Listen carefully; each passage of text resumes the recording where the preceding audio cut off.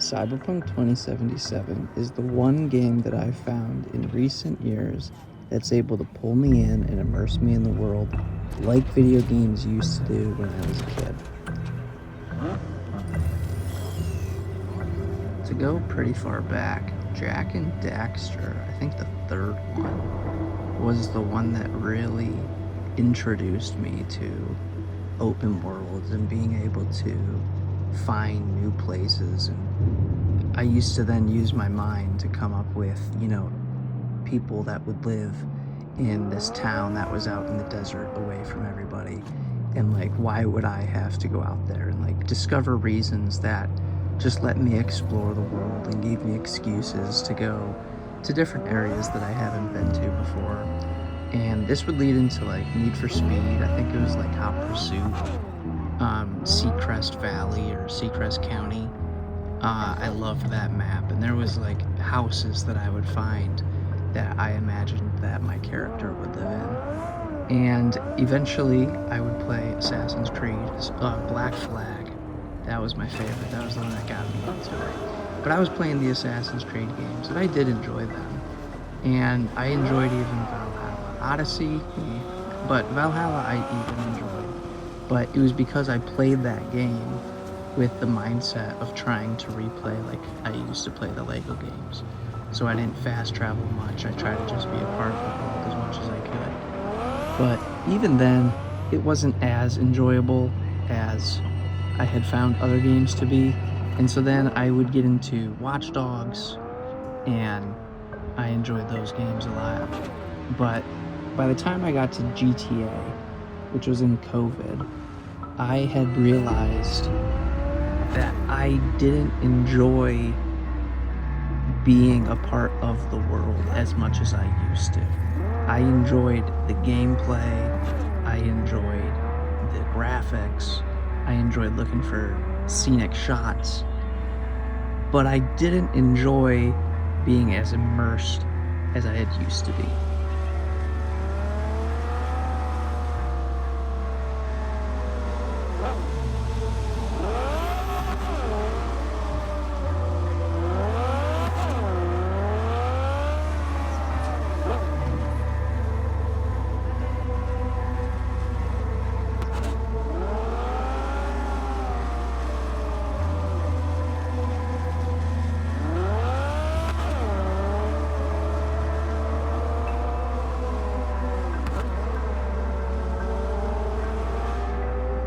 So I'm rewatching this part of the video, and the car driving right there with the Johnny Grave music on in the background is such a perfect example of why Cyberpunk 2077 has, an atmosphere that is unmatched. But the game that I was originally going to mention that has an unmatched atmosphere is, of course, Red Dead Redemption 2. And this game left a gap and a void in me that made me realize no other game is quite as advanced as Red Dead 2 was with a lot of its features. And I do think that, obviously the story left a hole in me. Arthur always will be an important character. But I do think that Cyberpunk is the only game since Red Dead that has made me think this isn't just me playing a game and me trying to make the decisions and me immersing myself. Really having Arthur there for the first time made me realize that I'm watching a character and I'm with a character in this moment. And I believe that V is very much the same way, especially knowing the differences between male V and female V, and then if you choose different life paths, they are totally different people, and it becomes its whole new world with these brand new characters. And discovering that for the first time makes you realize, wow, I'm not just playing this game. I have to take kind of V's morals into effect a little bit. And I really let V kind of become a chip in my head, like how Johnny is a chip in his head, or maybe I was a chip in V's head, you could say. I'm not sure. But I do know that V and me had a very connected path on this, and it's what ultimately helped lead us to Christ.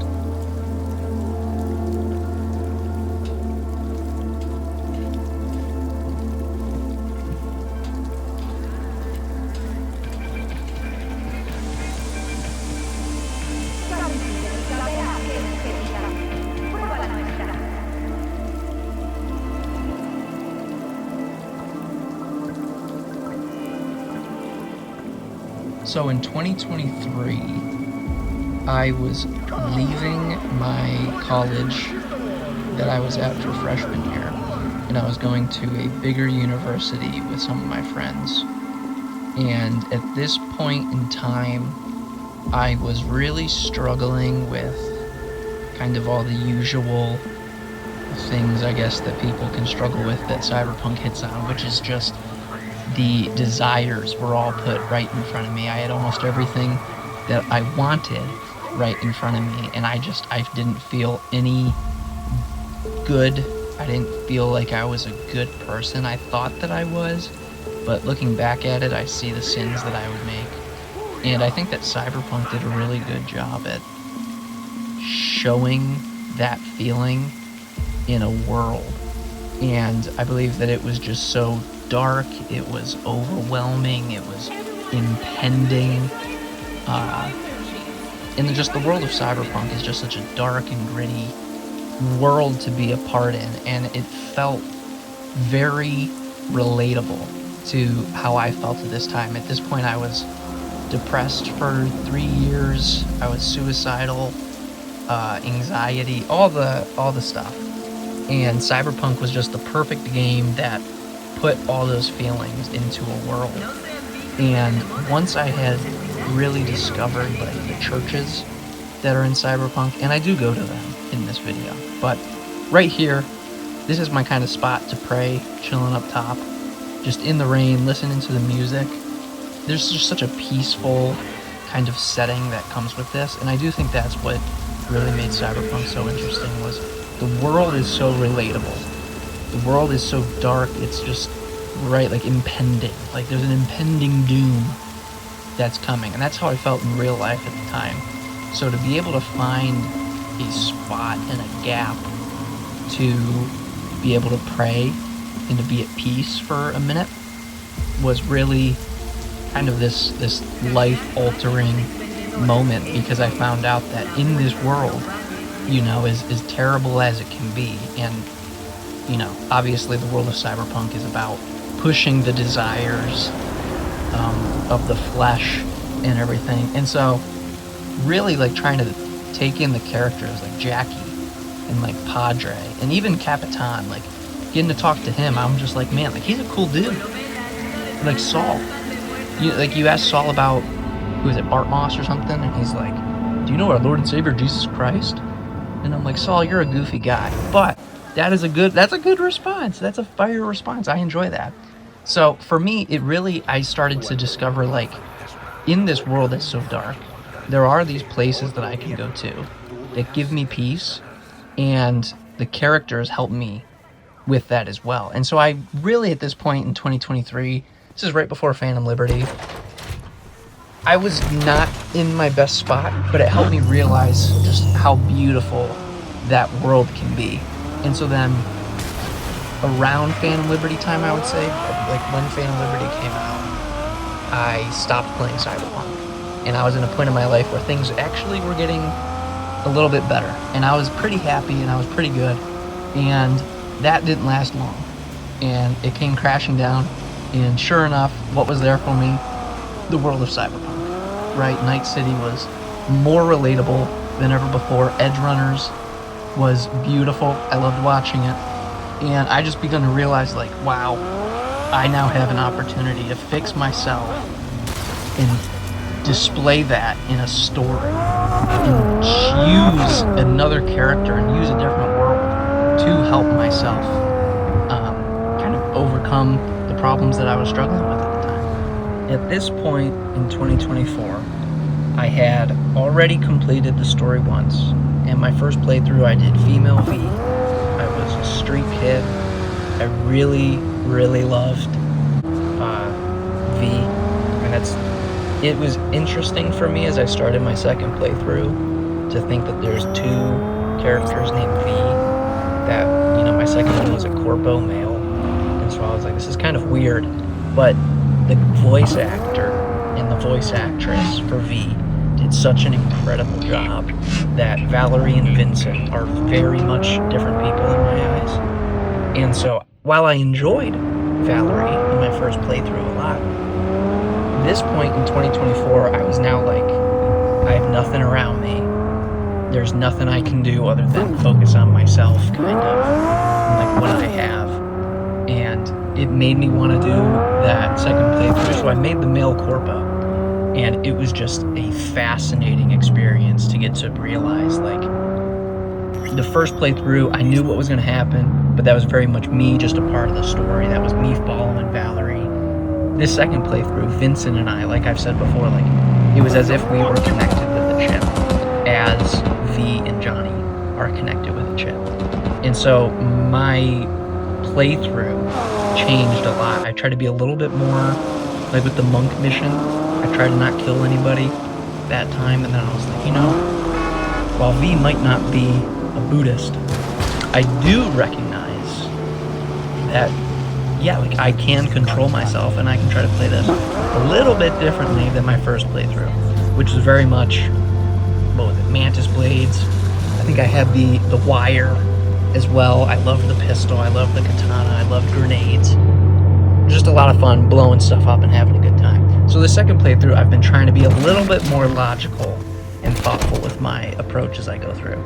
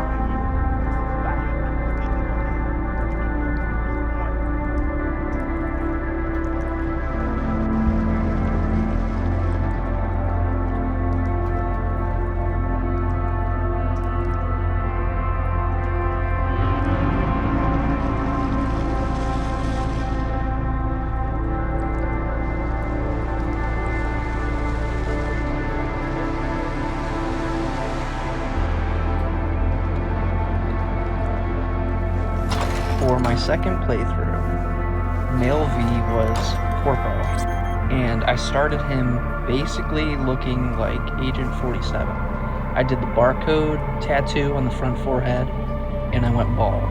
And my thought was that Arasaka was basically keeping him, like, I don't know if he was like a clone or like a replicant, kind of like Blade Runner or something. I think he was just like a dude that from childbirth has been stamped by Arasaka. And so as he gets out and he becomes free, he starts realizing the world, and Jackie's there for him, and I imagine like him and Vic got pretty close.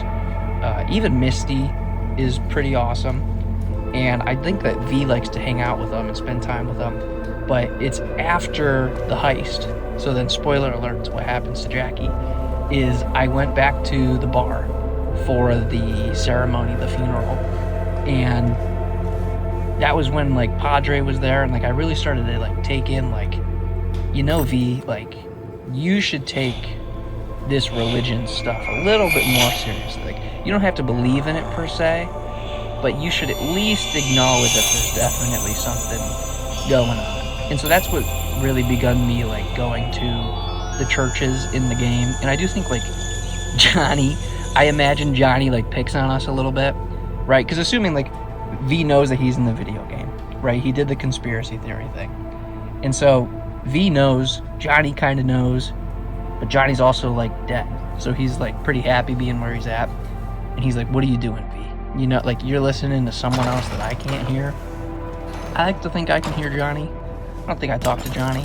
But I try my best to put myself in the story and allow V's actions to shape kind of what I'm thinking, you know what I mean? And rather than just playing the game and doing this and doing that, like I'll have a thought in my head of like, maybe let's go stealth on this time. Let's try not to kill anybody. Let's do the non-lethal takedowns. And then I'll actually play it like that. And I like to think that's V and me kind of connecting in a way. And so really then I started going out, and like I like to imagine that V was friends with Capitan, Vic, of course. I don't remember. Even River, I think, could be friends with V. And I think River's family is kind of like, especially that quest, is really, like, for me, it made me think, like, this is kind of what the game's doing. It's kind of preying on me. It's kind of like, I'm the target audience for that game, so it's kind of preying on me in a way. And I was just like, more so thinking the world. This is what the world is trying to do. Like, it's good, it's nice here, and it pulls you in, and I don't even want to describe that quest. That was disgusting. But I really enjoyed it. I did enjoy doing it, and it made me kind of put River and V on a page that's like, the world's darker than we think. And the world of Cyberpunk is my feelings in real life kind of put into a world. But this then allows V to try to go slower, right? Really slow it down. And I will literally go to the church and leave it on my TV, and I'll start praying in real life. I'll get up, I'll leave my Xbox, and I'll pick up my Bible, and I'll start reading my Bible. I try to let the game become a useful vessel and a function for me to, de-stress, to feel good, to be happy, to enjoy the story, to really take in the story. I would love to become a writer one day, to make movies, even to make video games. I am blown away by storytelling. I think it's the most amazing thing. And that's what kind of makes the Bible that much cooler, is it's the greatest story ever told, right? It's a story that we're still a part of and that we're still actively in right now.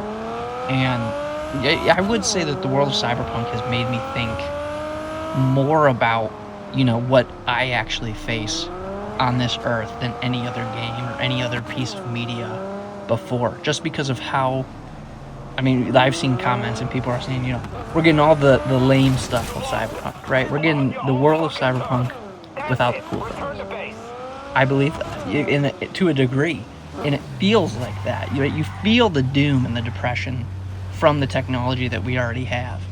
And so I just found that it's the perfect game for me to relate, and then me to realize at the same time there is a way out, and his name is Yeshua, right? He's the Messiah. It's Jesus Christ. It's the Son of God. And the fact that it's in the game and that you can actually read about Catholicism, like how they feel about cybernetics, just makes the world feel so alive, so good, that I'm free to come up with my own story like this. Because it's so interconnected, because there's so much that's addressed, it allows me to feel like I can go to the church in the game and just leave it there and pray in real life. Because there's so much possibility and so many options in that game. And I think having all the interiors and everything, like, there's just so much in that game that even if the NPCs and the driving are kind of iffy, I really don't care about the rest of it, because how often in real life do I care about what people are doing on the side of the road or how they're driving? And how often do I drive? I drive to the gym and to work, and that's basically it. I still don't do much with my life. And I feel like I do right, and I try to write, and my heart convicts me, even with this video, because I want to make more videos and I struggle doing it. Mostly because the game, like, I'll just play the game and, like, I have so many ideas that I don't do anything. And I think that shows the world of Cyberpunk even more, is there's so much stuff, right? There's all this technology for anyone, and yet look at where everybody's at. Look at how everybody's feeling.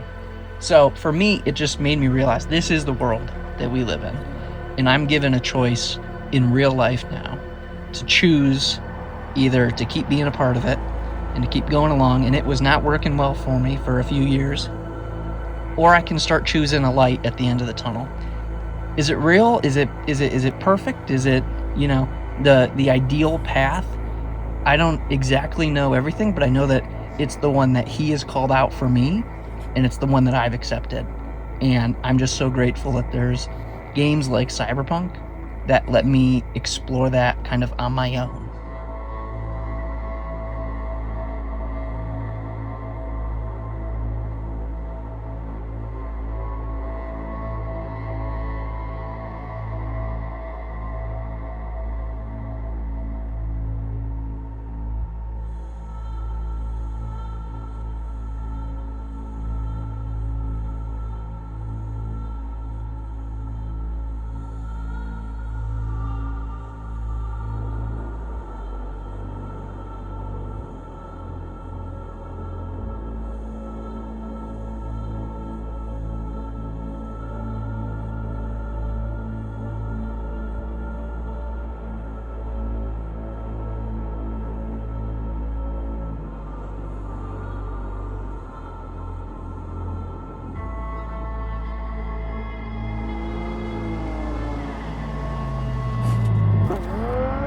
I do want to say, I don't think that I'm a very good Christian all the time. I do struggle a lot. I fall back into sin. There are certain things certain sins that tempt me a little bit more than others. And it is an unfortunate feeling. It's a guilty feeling. And, I'll be playing Cyberpunk and I'll be driving around and I'll see something or hear something that lets my brain begin to wander.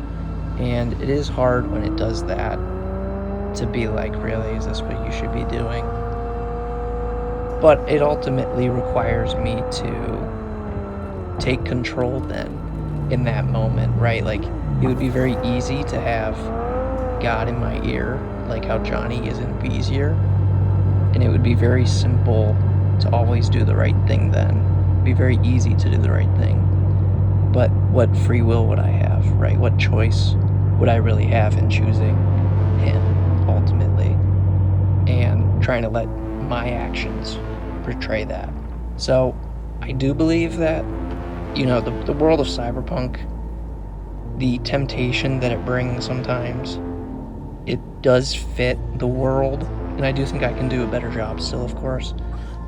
But I think V being tempted is similar to me being tempted in that world. So I do struggle, and I don't think I'm perfect at it, by no means. But I do think that this video is kind of like the pauses with just the music are for me to really slow down, take a breath, like rewatch it, and like to pray for a minute. Like that's what I do normally. So I wanted to include it in the video as well.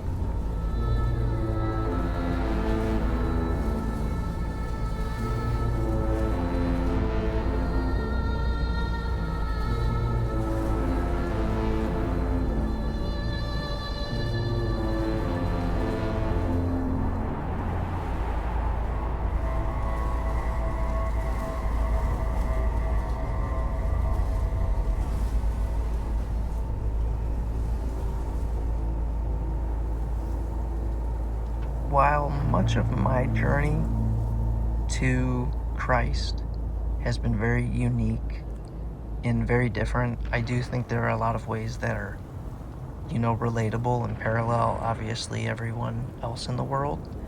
I believe we're all made in the image, so I believe that he came and he experienced everything that we're capable to experience.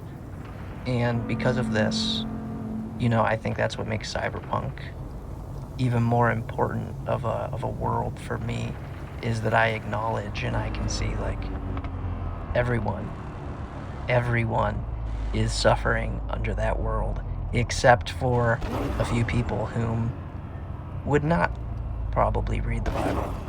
And I find that fascinating. I just think that's so interesting. But I do think that, it's a unique journey, and I'm very grateful for it. But it's led me here to, be open to more things and more stories and other people's testimonies. Like, I've begun to appreciate just kind of living and growing up, and again, appreciating beauty. Even Cyberpunk, a world as terrible as that, has some of the most beautiful shots and like the most beautiful locations that I've ever seen anywhere. And I do think graphically that game is very nice, so it just kind of adds to that sense. But I did ultimately want to end this video here with a Bible reading. I'm trying to read the Bible every day and highlight. I'm only doing a chapter, and at that we're only going to do one paragraph of it. So this is Matthew 7, 1 through 6. Do not judge others. Do not judge others, and you will not be judged, for you will be treated as you treat others. The standard you use in judging is the standard by which you will be judged. And why worry about a speck in your friend's eye when you have a log in your own? How can you think of saying to your friend, "Let me help you get rid of that speck in your eye," when you can't see past the log in your own eye? Hypocrite. First, get rid of the log in your own eye. Then you will see well enough to deal with the speck in your friend's eye. Don't waste what is holy on people who are unholy. Don't throw your pearls to pigs. They will trample the pearls, then turn and attack you. Alright, well, that should be all. Just kind of yapping.